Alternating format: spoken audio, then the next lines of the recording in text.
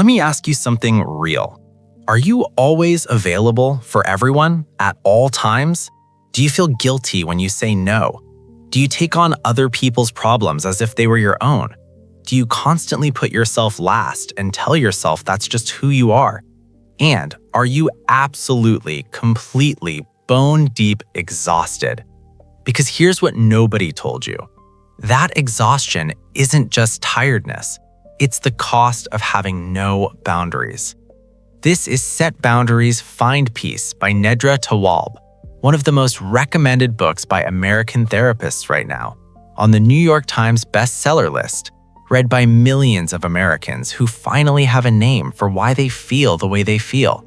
Today, we're breaking it down in warm, clear, real American English. This one is going to change something for you. Let's get into it. First, let's clear up the biggest misunderstanding about boundaries. Most people think boundaries are walls, that having boundaries means being cold, difficult, or selfish, that it means pushing people away. That's not what boundaries are. Tawwab defines a boundary like this. A boundary is an expectation or need that helps you feel safe and comfortable in a relationship. That's it. Not a wall, not a punishment. An expectation that helps you feel safe. Think of a fence around a beautiful garden.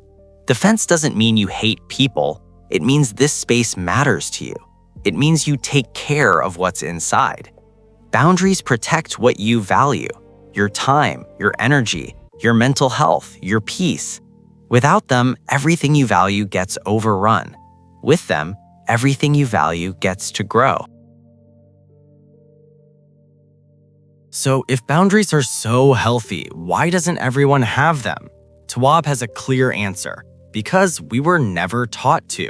In fact, most of us were taught the opposite.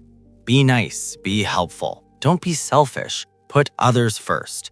And for many of us, especially if we grew up in chaotic or unsafe homes, people-pleasing wasn't just polite, it was survival. If keeping everyone happy kept you safe, your brain learned boundaries are dangerous. And that lesson stays, even when you're an adult, even when you're safe, even when the people around you are not actually threatening. Your nervous system still says, just say yes, don't make waves. The cost of this is enormous. Resentment, burnout, relationships that feel one-sided, a constant low-level feeling that you're giving more than you're getting, because you are. And the fix isn't to give less love, it's to give more of it to yourself first. Tawwab gives a clear list of signs you need better boundaries, and I want you to listen to this honestly. You feel resentful toward people you love. You feel responsible for other people's emotions. You over-explain yourself when you say no. You avoid conflict at all costs. You feel exhausted after spending time with certain people. You feel guilty when you spend time on yourself. You say yes and feel angry about it afterward. If any of those hit home, that's not a character flaw, that's a boundary deficit. Here's the thing about resentment that Tawwab nails completely. Resentment is always a sign that a boundary has been crossed. Either someone crossed it or you let it go uncrossed when you should have held it.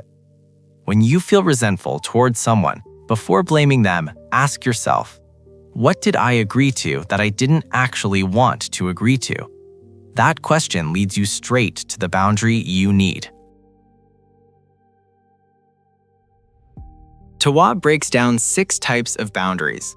Physical boundaries, your personal space, your body, and your need for physical comfort. Sexual boundaries, what you are and are not comfortable with sexually. Emotional boundaries, separating your feelings from other people's feelings. Not taking on their moods, not being responsible for their emotional state. Intellectual boundaries, your right to have your own opinions, beliefs, and ideas. Not having to defend them constantly. Not tolerating contempt for your perspective. Financial boundaries, how you handle your money, what you lend, what you share, what you don't. Time boundaries, the most violated boundary in America right now. Your time is finite. It is your most valuable resource. Every yes to something that doesn't serve you is a no to something that does. Knowing which type of boundary you need makes it so much easier to name and protect it. You're not being difficult, you're being clear. Okay, the practical part. How do you actually set a boundary? Tawwab says it doesn't have to be a confrontation. In fact, the most effective boundaries are stated calmly, clearly, and without over-explanation. Not, I'm so sorry to ask this and I hope you understand and I know it's a lot to ask, but just, I'm not available after 7 p.m. Not, I don't want to seem difficult, but maybe if it's possible, could you try to? Just, I need you to call before coming over. Short, clear, no apology. She also says this, which is crucial. A boundary is not a punishment. It's not an ultimatum. It's information. You're telling someone, here is what I need to stay in this relationship comfortably.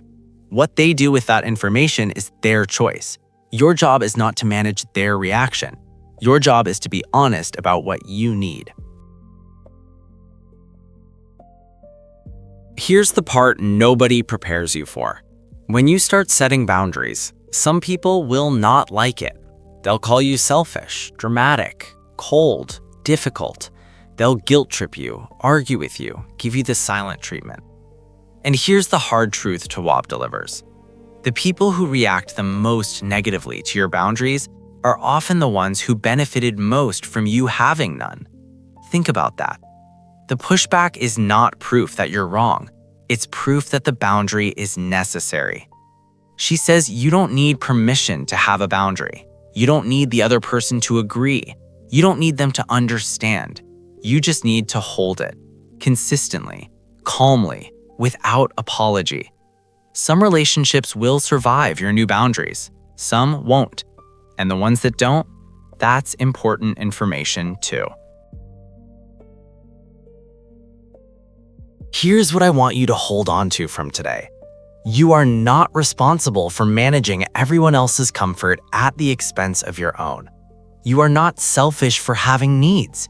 You are not difficult for asking to be treated with respect. Boundaries are not walls. They are doors that you control.